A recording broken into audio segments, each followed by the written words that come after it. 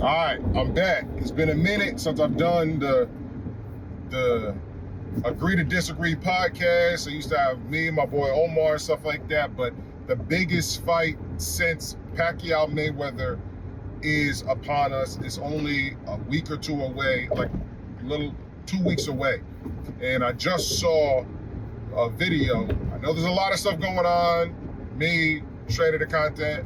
I haven't said a lot to you guys in a very long time, but I'm gonna start pumping out a lot more content pertaining to this fight, pertaining to boxing and all the other stuff going on associated with boxing. So I just saw a quick little video right here that like inspired me to make this video. It's about Bud. Bud gets on the camera, is like, yo, you know, I'm going headed to Vegas. Just wanted to tell you guys to tune into the fight. I'm headed to Vegas early. He's about to get on the plane. Listen. This is what nobody, I haven't heard any media outlet talk about this. And I think the diehard, like real, like the other fighters, other boxers and stuff like that, and real fight fans, they understand this fight is not about winning or losing for either fighter. This fight is not about that. Not at all. Not at all. Especially with the type of money that they're getting. You can't be a loser at that type. How are you gonna tell a person who gets $50 million plus that they're a loser? Like, no, God, no. And the same way we didn't fault Canelo for losing the B-ball, jumping up to go for his, fifth weight class? Because he didn't win a title at 147. So 54, he won titles. 60, he won titles. 68, he won titles. And he won a title when he beat the other dude at 75, but then he lost the B-ball. So technically he's got 4 weight divisions, but beating B-ball at that time would have been crazy if he had I forgot the dude that he beat that beat Bernard Hopkins, Kovalev. He beat Kovalev. So at 175. So he can't lose. He's already created his legacy. It don't matter for him. And then the same thing applies to Bud. It don't matter if Bud loses or wins. It doesn't even matter. You want to know what matters is that he's going for broke. He's like, look, anybody around my normal fighting weight is not, y'all really don't want to see that. Y'all want to see me go and fight somebody that's going to make you think I'm going to get my head knocked off. I give you a prime example. We all tune in to watch the shenanigans going on with Jake Paul. We want to see him actually fight somebody that can knock his head off. That's what we want. If he were to do that, win, loss, or whatever, if he were to do that, fight after fight after fight after fight after fight, you would just have to give him his respect. More guys in the industry, regardless if they have the business together or not, get more respect when they're known for fighting the toughest challenges out there, period. 100%. So that's what it is with Bud. We want to see him fight a guy that nobody believes he can win. I do. I got Bud in the fight. Not that I don't think that Canelo can win. I just think the mindset in which Bud is at, and I've seen Canelo in person. I'm 6'4", 280, so that is, obviously I'm way bigger than he is, but I've seen Canelo in person at the Chavez-Canelo press conference they had here in Houston. He's a little man, a very little dude, like really little. I don't care how big he is, whatever. I don't care he's at 168, because at that time I think he was just at middleweight. I don't care about that. He was obviously not on weight at that time, right? Because he was doing a press conference. So he was probably at his heaviest he's going to be, because at fight night, he's not gonna, the day I saw Canelo, he's not going to weigh more than that when he fights Bud. So technically I saw Canelo at his biggest size, and he's mad little, just little. He's a little man. I don't care how big he looks on TV, he's mad little. Bud and him, when you see them face off, they're about the same size. So that tells me, I haven't seen Bud in person. I've seen a lot of fighters in person, but not Bud. That tells me that they're about the same size. They're both small men, right? Because for Bud to be able to fight as low as 135, that's a small man. Regardless of how TV makes him look, in reality, he's a small man. Even though he's going up to 168, some body frames allow people to carry certain weight. That's why you can have a body frame of a 5'10", 5'8", Mike Tyson can only fight at heavyweight. His body frame can only fight at heavyweight. But then you could have somebody like a Roy Jones Jr., the exact size, maybe even a little bit taller, but really right around the exact same height and size as Mike Tyson, but he can start at 154 and come all the way up to heavyweight and compete. And it's just genetics at the end of the day. It's just, are you blessed with these special genetics that allow you to do it? Canelo was never able to fight as low as 135 professionally, even though he was 15 when he turned pro and all this other stuff. But my point of the matter is the ability that Bud has is why I am going with him. But it doesn't matter. That's my point. It doesn't matter if he wins. It doesn't matter if Canelo wins. What matters is that both guys are giving us a fight of like legendary status. This is and can be potentially the era of big mega fights of people that we actually want to see. We had it a little bit. People always say, oh, people don't fight the same fighters. They don't fight the best fights in boxing. They don't fight the best fights. We always hear that. Yeah, we got Thurman Spence. We got Thurman Spence. We got, no, we didn't get Thurman Spence. We got Thurman Garcia. We wanted Thurman Spence. We got Thurman Garcia.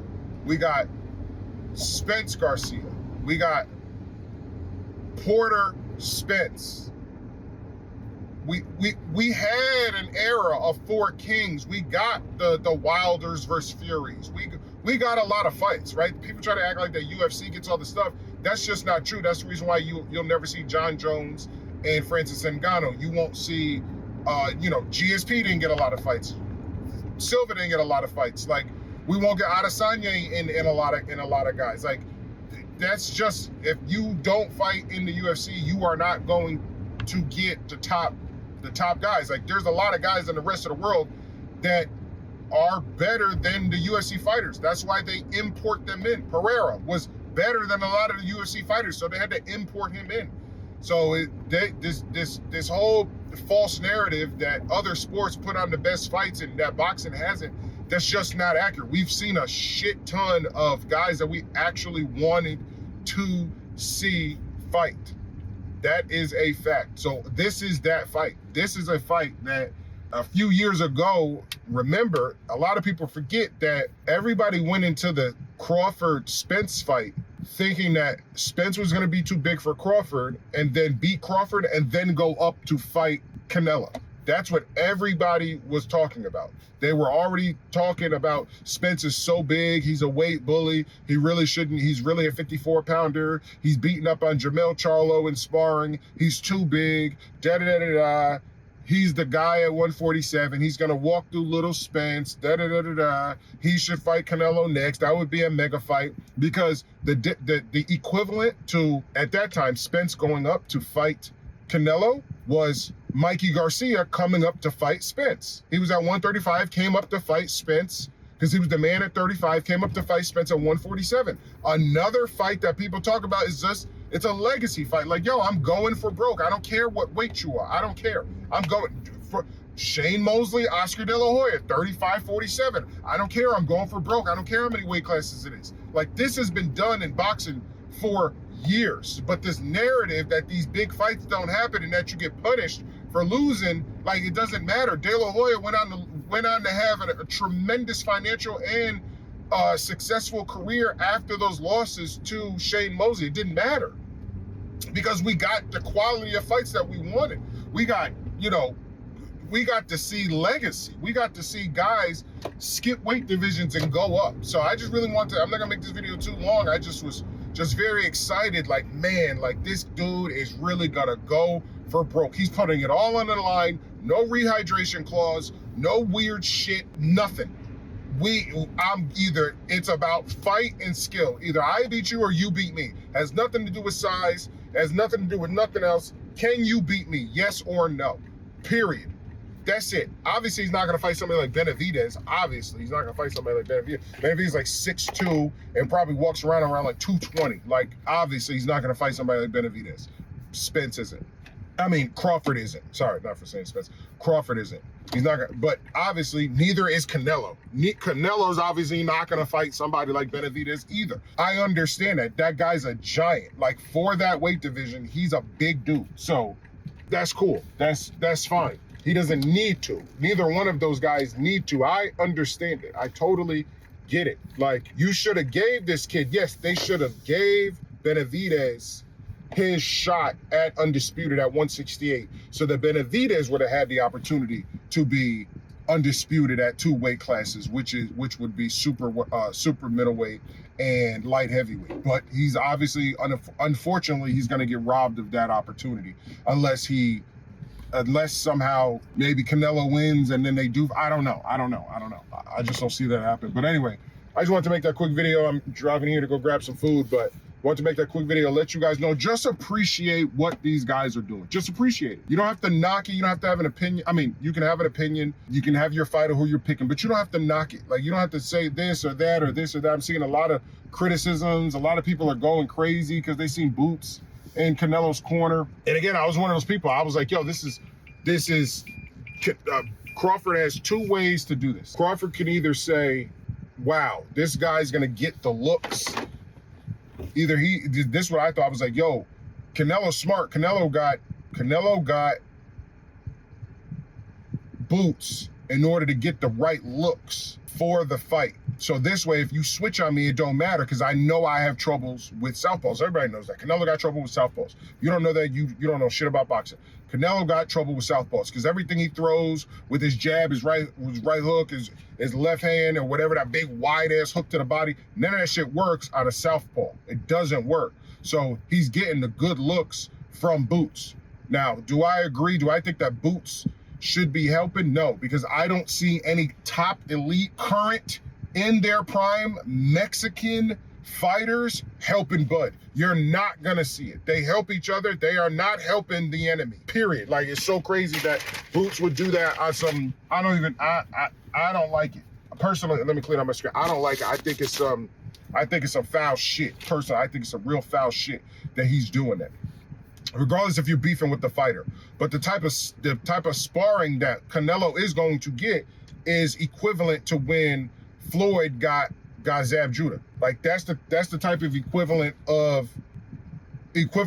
of sparring that he's gonna get. Like, the quality of sparring he's gonna get from Boots, regardless if he's been in there and they're just now showing, or he's only been in there like a little bit. It really don't matter. He's getting the looks that he needs, fine-tuning right before the fight. Think about it. Going into this fight with Bud, he's gonna be so sharp because he would have just been sparring Boots for X amount of days. So he's gonna be mad sharp. That's number one.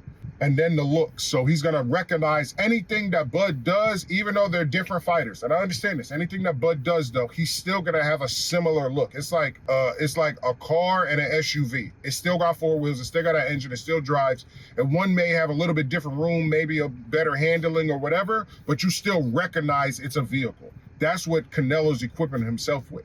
What I was saying, but I think it's too late because it looks like Bud's already headed to Vegas to kind of prepare and acclimate to the Vegas air and everything and stuff like that. What I was saying, that the only equivalent of a fighter that Bud could get for Canelo is Triple G. That's the only equivalent that he could get. Either Triple G, maybe somebody like a John Ryder, because he's just tough and rugged and big and stuff like that, and he's already experienced the ring with Canelo. Munguia, he could get Munguia. I don't see De La Hoya giving him Munguia, but maybe so. Maybe on the back end, he's like, yo, train with Munguia. You know what I mean? Jaime, he may, you know what I mean? Because, De La Hoya and Canelo really don't fuck with each other, so who knows? Even though De La Hoya is, no matter, even he don't fuck with Canelo, he's still taking Canelo. That's why this shit with Boots is pissing me off. Like, son, like, this, you know what type of time this is. Even my wife, who's Mexican, is not going for Bud. She's going for Canelo. Like, I understand this. Like, it makes sense. So how the hell are you gonna jump ship and do some shit like that? What I told everybody, my brother and stuff like that, when all this noise, whenever this news came out, I was like, look, he got 2 options. Either he can recognize, damn, he's about to get these good looks, or he can do what he's doing. And what he's been saying is, 1, you're not the same fighter as me. 2, this lets me know how scared you are of me. Like, if you go get him, this lets me know how fearful you are of me. No different than Floyd Mayweather getting Zab Judah. Like the only man that damn near knocked this man down and all this other shit. Yo, Zab, I need you. Zab, I'm taking this boy serious. I need you for this fight. Maybe, no, I would say nah, Benavidez will probably hurt because they would probably go to war. Somebody might end up getting hurt in that type of sparring if he were to give Benavidez. So, but also too, somebody asked Bud about Mayweather. Somebody was like, yo, are you gonna reach out to Mayweather? And I already knew off top, nah, Bud's not doing that. Bud don't want no help from no one, so there's no excuses. If he goes and gets Floyd, spars with him, gets any advice from him or whatever, y'all will give him excuses. Y'all are gonna give him excuses. And if Canelo smokes Bud, y'all are gonna say, well, it's because he had Jaron Boots in his camp helping him out. That's just what y'all are gonna do. Me, I'm like, I see this is chess and it's business and you're going in there for war, so I understand both sides.